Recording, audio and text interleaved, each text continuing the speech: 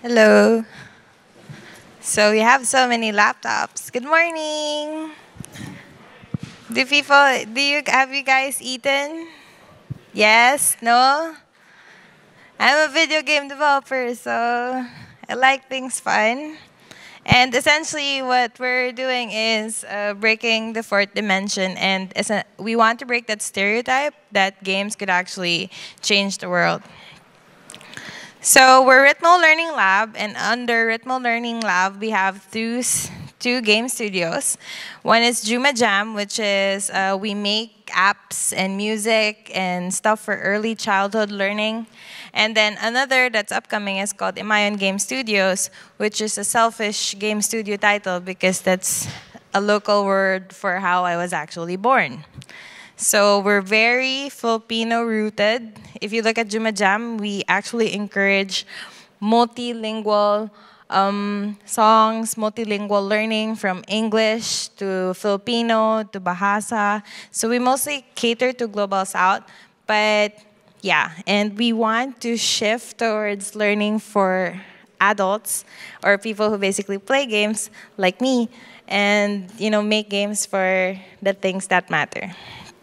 So essentially, Ritmo Learning Labs solves one problem, and we want games as a medium for learning. Just so that people know about the numbers, there's 97% personal computers in the US. There's 81% smartphones, and there's 2.2 billion players across all platforms. And this was just in June 2017. So this is derived from the Entertainment Association of the US. So this is just in the US. It's not even global. But they're the most accurate statistics that you could get for video games. And then this is something surprising because of the culture around the gaming community of fake gamer girls. I don't know if you folks have encountered it, but the reality is 54% are actually female gamers, and it's only 46% male gamers. So, huh? Yes, this one's worldwide. And the forecast is our population would be 2.7 billion worldwide by 2021. The video game industry would have 205 billion projected revenue, and there would actually be 1 billion gamers across all platforms. So it's something that people should look into because what I've encountered so far is that people think that games are just for fun, when essentially it's an emerging platform that we have to utilize, for social change. And so, Imayan Game Studios is initially created so that we could create game for the biggest distribution platform in PC, which is Steam. I'm sure you guys are familiar with it. So in 2018, there's actually 18.5 million concurrent users. So this means users that log in every day. That includes me. And there's actually $4.3 billion revenue on Steam alone. So this is across all games. And this was in 2017. And actually in 2016, there's a $30.4 billion spent across all platforms, so not just Steam. So this is a really big industry that people should look into. And numbers are super boring. So I like this, when I was first starting in the video game industry, I got to read this book called Reality is Broken by Jane McGonigal. And she said that video games is an opportunity to focus our energy with relentless optimism at something we're good at or getting better at and enjoy. In other words, gameplay is the direct emotional opposite of depression. And I mean, if you already have something that you could learn with and then have fun, why would people not utilize that platform? So I've done Because generally there's this thing called serious games. They're essentially flat out, translation of, let's say, volcanic simulation and stuff like that. But I fear that some of them don't take into consideration flow, which is a psychology that game designers have to achieve. And, some of them just aren't fun. I'm sorry. But these are actually commercial games that have incidental intention for social impact. So one of them is called Democracy. Have you guys played Democracy? Yes? No? Yes? So I'm happy that some people have played it. So it's made by Cliff Harris. He's based in the UK, and he's the one-man studio behind Positic Games, which is also a game publisher. And actually, Democracy is so interesting because it's a government simulation game that was it was first developed in 1997. And the sequel was released in December 2017, so that's Democracy 2. And then Democracy 3 came out in 2013. So this is super amazing, and I will just play a video. Oh no, where is it? Sorry. Commercial. Hi. Here.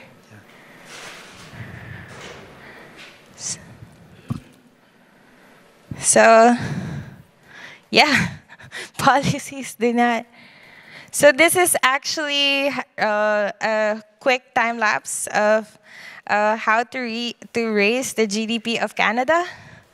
And because, so the beauty of democracy is that no matter what your political view is, you could actually test it if it's gonna work out.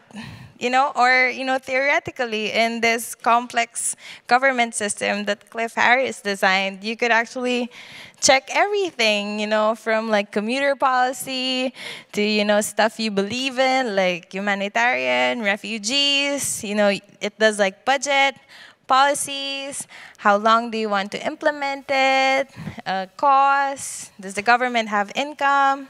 And this is something that, especially for Republica, I think people should play and get into, because it is a reflection of stuff that you could do with policies and government. And I think that, if you have somebody who doesn't literally know anything about policy like me, then you give them a game of democracy, and they could learn it at their own pace. They could start exploring on their own. And something that I deeply believe in is that if you work on something with your own time and your own interests, which is what's amazing with gamers, then you actually will understand and remember it more. So, yay. Am I boring you? This is like comedy. I don't know how to Mac. Sorry.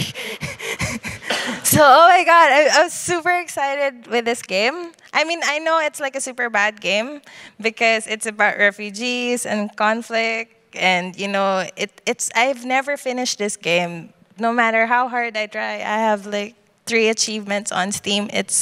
So it was made by 11-bit studio, and you know how when you first listen to video games, you think about first-person shooters, people killing each other, violence, and stuff like that.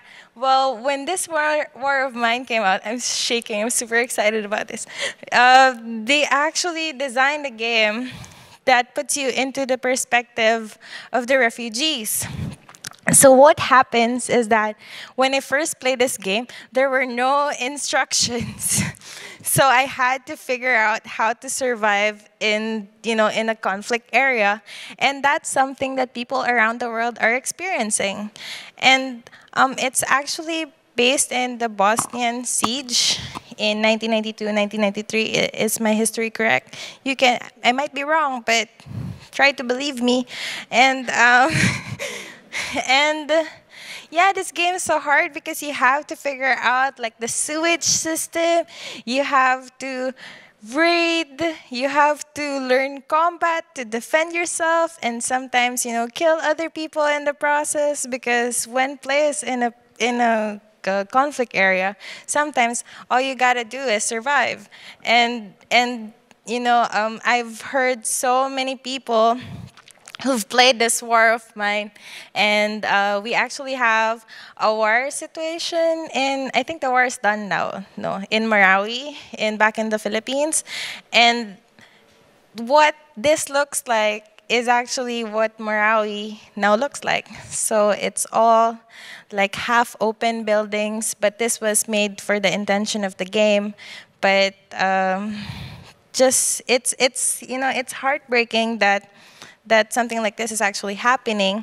And this is something that, for people who are privileged and don't understand how it is to survive in conflict, you get them to play this game and make decisions, and they're not going to survive past day 10, promise. Like, you should buy the game, it's good.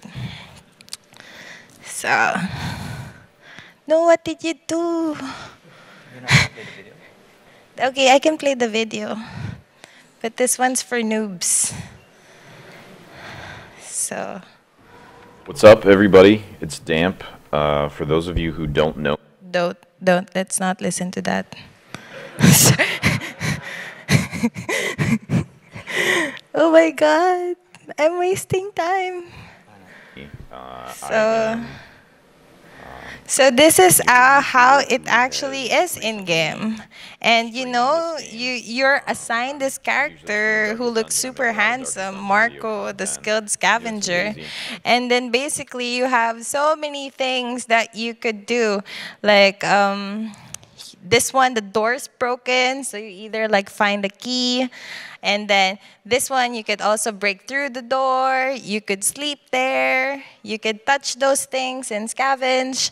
And goddamn, this game's hard. So, there's heat factor, there's weather, and I mean, if you are in conflict, do you like think of the things that you do throughout the day and realize, how many things you need just to survive. So this is a game that is capable of making people understand that, especially to people who have never seen conflict. So the other one.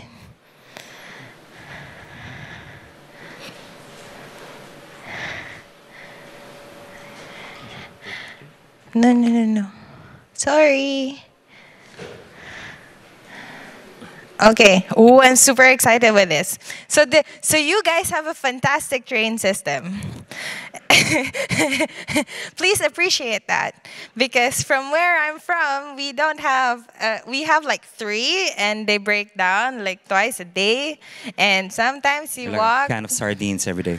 Yeah, so it's like it breaks down twice a day, and we have like 7 trains in the busiest line ever. So when this game came out, it's by 2 brothers, the Curry brothers from New Zealand, and it's Mini Metro. This was actually a game jam game, and game jams are games that you make within 24 or 48 hours, depending on how much of a masochist you are. But it's a minimalist subway layout game, and it's actually based on real city. And what's so amusing about this is that so circles are actually residential areas, and then triangles are, I'll read my código. And so triangles are actually retail areas, and squares are business districts. And it's so simple that because when you play the game, some of the points actually evolve. So down to 40 days, time really lapse. running into a bad time. This is so nice. So, of course, the world is not like this. You cannot just keep building train systems and, pulling them to one side of the island. This is London. But the beauty of this is that The Curry brothers were actually approached by transit planners, and this is the closest to. So they had zero knowledge. Like they just wanted to. They made the game Mind the Gap, and then because they weren't artists. They wanted something that was super minimalist, and it's actually amazing user interface and user experience, but this also has amazing audio, just so you know. But no, this one doesn't have audio because I made sure. So, and the beauty of it is that so I think this is a perfect example of how to make like real world problems into games, because it's absurd. First of all, the way you could just decide to pull a line into a new spot. And then the second one is that every week you get to choose if you want a new carriage, a new line, or like a new tunnel. And so the funny thing about this is that eventually people ended up designing with unconsciously a subway systems that are similar to real world systems. So for example, the Paris level actually ends up looking like the Paris grid system, which is amazing. So, less residential. I don't want to be a nerd about trains. So Papers, Please sold a lot of copies, and it was made by one guy, Lucas Pope. So he used to work with Naughty Dog, and then so this is actually a video game that is darkly ominous and a fascinating exploration of morality versus progress. And the thing with Papers, Please is that so they have this fictional place that sort of feels like Russia or a communist place. And then it has 31 endings in story mode. So either all your family members die, you escape as Troska, and then you actually become like a model citizen and, level up your house. So you become this like, so you have days in story mode. And essentially the story mode is just a tutorial for the endless mode, because the endless mode changes, and it has this, fictional instances where people could get a view of what actually happens under communist regime. And yeah, so it's amazing. It's made by one guy. He made it in 9 months, and it's a dystopian nature. So a lot of this was actually the introduction to communism to a lot of my interns. And so this is The Police. So this isn't as popular as a game, but it's a strategy adventure game set in a city spiraling the drain, and taking the role of Jack Boyd. So with this, it's super interesting because you have to earn 500,000 US dollars in 180 days. So that is the mission of the game. And to do that, of course, if you live like somewhere in the Philippines, of course you're going to go the corrupt route and bribe everybody and stuff, get bribes from everybody. But it deals with managing officers and all that stuff that policemen actually go through in a daily life. So, and the beauty of this game is that it makes you question your morality, because will you take the bribe? Like, yeah, although Kendrick was acquitted, many still believe that the police are cooperating with the mafia. Do you have anything to say about this? So, pick, and then the player gets to pick one. And yeah, so that's the game. So for people who want to understand how the police works, this is actually a super good game. And I think I've made my point that these are games that are simulation games that you actually could, utilize to explain something to somebody else. And the thing is that they're motivated. Like players by default choose to spend their time on something, And so that's the beauty of using video games as a platform for educating people. And so one of the things we're doing is actually designing games for lifelong learning. And our main principle is that a game has to be fun and engaging, because most of the games I told you, they are already fun by default. They don't have, you don't have to force people to play it. People spend hours and hours and days playing those games. And you have to design with player behavior in mind. So this is something that the Dino Club, the Mini Metro brothers actually did, because they keep on iterating and using the community just so that, whenever a residential circle spawns, it spawns in an area in the city where there are actually a lot of residents. And so that's one thing. And what we want to do is use simple mechanics with added twists. So we're actually making a game called Tugas, which is cheated on in Tagalog. And it's interactive spaces across the Marcos regime, highlighting the effects of martial law, juxtaposed, oh my God, that's such a fancy word, with the current extrajudicial killings. So basically, if you guys know Where's Waldo, so it's Where's Waldo, but instead of people like, getting found and you're celebrating that it's Waldo, people either die, disappear, or, I don't want to talk about it anymore. But yeah, so, and the thing is that, so it's an interactive hidden object game, which is in itself a really good genre to begin with. It utilizes the Dunbar psychology theory, which is people could only have meaningful relationships with 150 people. And that's why one death is a tragedy and 1,000 is a statistics. So that's what we want to prove. And yeah, so the simple mechanic with the twist is Where's Waldo, but people disappear and can never actually be found. So this is how it's going to look like. But yeah, this is going to be the final level. So I'm going to give the mic to Vin, because life... No. How to mac? Bye. Where do I go?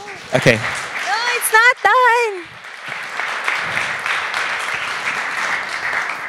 So, Can I go down now? oh no, what does that mean?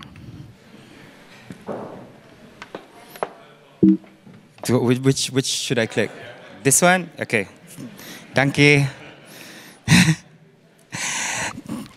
Cannot German. So we know that children learn best when they're playing, and that these lessons aren't just useful in the classroom. Play equips children with critical survival skills that they need to survive today's world. The thing is that when kids have fun learning, then the learning doesn't stop. And part of learning is teaching children to be good people, make good decisions, and to make those decisions themselves. We believe that video games have been doing that for generations, and the connection between video games and learning has been well documented over the years. It has been established, for example, that playing video games socially with others can boost a child's soft skills. These are the 4 C's: creativity, collaboration, critical thinking, and communication. Minecraft, for example, has been teaching soft skills and putting it in practice over the last couple of years. My kids have been playing Minecraft forever. In New York, there's a school called Quest to Learn. And we believe that they've captured the essence of the relationship between learning and video games through their framework, which is basically, and to quote, the designers of Quest to Learn develop an approach to learning that draws from what games do best. You drop kids into an inquiry-based complex problem space that are built to help players understand how they are doing, what they need to work on, and where to go next. Sounds like fun school to me. So content is not treated as dry information, but as a living resource. And students are encouraged to interact with the larger world in ways that feel relevant, exciting, and empowering, end quote. So why video games for social good? I grew up watching Sesame Street. And the best thing that Sesame Street did was it took education outside of the classroom. It made it ridiculously fun and engaging. They built amazing content around the show. And they put it on an emerging platform, then which was television. The same could be said about learning, about technology, and about education technology and video games as continuously evolving platforms for learning. Second is game design, empathy, and kindness. I cannot stress this enough. Kids learn best when they play. The best way for kids to learn is not to focus on the subject matter of the things that they are learning, but learn them accidentally or incidentally along the way. I used that trick on my kids a couple of times, and it fairly worked. We believe that game design makes this possible. It makes it fun and engaging. They're just playing, and learning becomes a byproduct of play. Players acquire real skills because of emergent systems that arise in the game despite not being consciously designed. Among them are empathy and kindness. So in a related 2016 article on PBS, it was said, I quote, "Video games have become a popular medium to induce empathy because they place the user in a scene." According to game developer Ryan Green, when someone talks about a video game, they use the pronoun I. It gives you a platform to create immersion and engagement, a new level of empathy. So for the gamers, familiar with the meta, these are the systems, hacks, skill sets that players create or develop to optimize the best results in a game. There are games with solved meta, which means that you have one best solution for a given task. And there are games that have unsolved meta, which means that there are multiple solutions that give similarly effective results. Meta for sufficiently complex games is emergent. It is not linear, and it's not in your face. This means that you can optimize it to help players learn real-world skills. So if a game is designed with a cooperation meta in mind, it can encourage empathy. And as seen from our previous examples, it's possible to develop a system that creates emergent rewards. So by optimizing the empathy and the behavior arising from those roles that you create, the players who always manage to find a way, who always manage to cheat, will be cheating the system by being empathetic. Third, strength in numbers. So Gwen created the game Dugas because we have a terrible history of martial law, which is being repeated right now in Mindanao, the south part of the Philippines. Ferdinand Marcos Jr. is the son of the late dictator Ferdinand Marcos. And he was able to get 14 million votes during the last elections.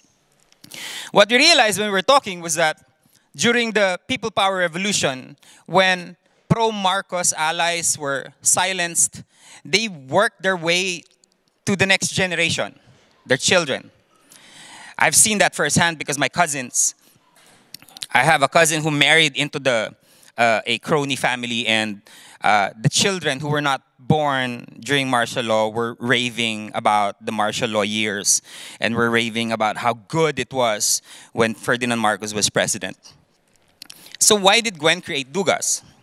She wanted to encourage critical thinking and independent research. The people that you will find disappear. Gwen wants the players to find out why they disappeared, why they passed away, why they were tortured. Gwen's idea for Dugas is she did not want to spoon-feed information to the gamers because the gamers will always find a way. She also wants to fight revisionist history in a manner that's not engaging, and that is not traditional. So 2.2 billion worldwide are exposed to games as the medium for entertainment. Through video games, you get to reach billions in an instant. Let's review the numbers again. Democracy 3 has around 1 million paid downloads. This War of Mine has around 5 million paid downloads. Mini Metro has around 1 million paid downloads. Paper Please, around 5 million. And this is the Police, around 1 million paid downloads as well. And because there is no monopoly in distribution of games, you can reach as many people as possible instantly. So, think about it. Half of the frequent game players say video games help them connect with friends. 68% of parents say video games are a positive part of their child's life. And 62% of parents whose children are gamers play computer video games with them. So contrary to the stereotypical image of a video gamer locked alone in a dungeon somewhere, video games, it seems, are a medium that does not make us less social. Rather, they bind us together. And there are billions of gamers capable of doing good. So let me go back to what we do. We are a social impact gaming studio. And we want to keep building games, but we were thinking that it would be fun to get all the games into a platform and measure what kids are learning while those kids are playing video games and other educational apps. So we are in the middle of building this platform. We just built the API. We did a little bit of tests, and we've sort of proven that we can measure learning around the 5 learning domains. And the 5 learning domains are health and physical, cognitive, social-emotional, communication, and creativity. The thesis is you give us any video game, plug in the API, we can measure. So not only does the portal measure what the kids are learning, but after assessing where the kid is at, it can also give recommendations. Well, she can also give recommendations.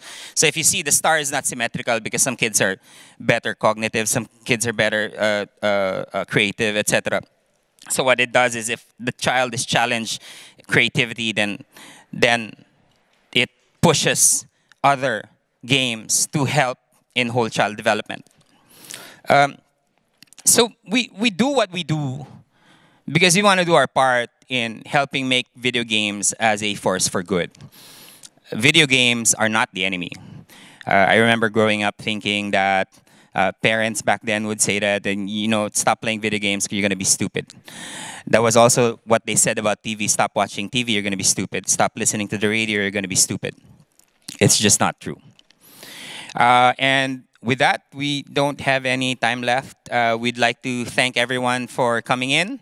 We'll be at the Makerspace 1. You can reach us at jumajam.com. And may the 4th be with you.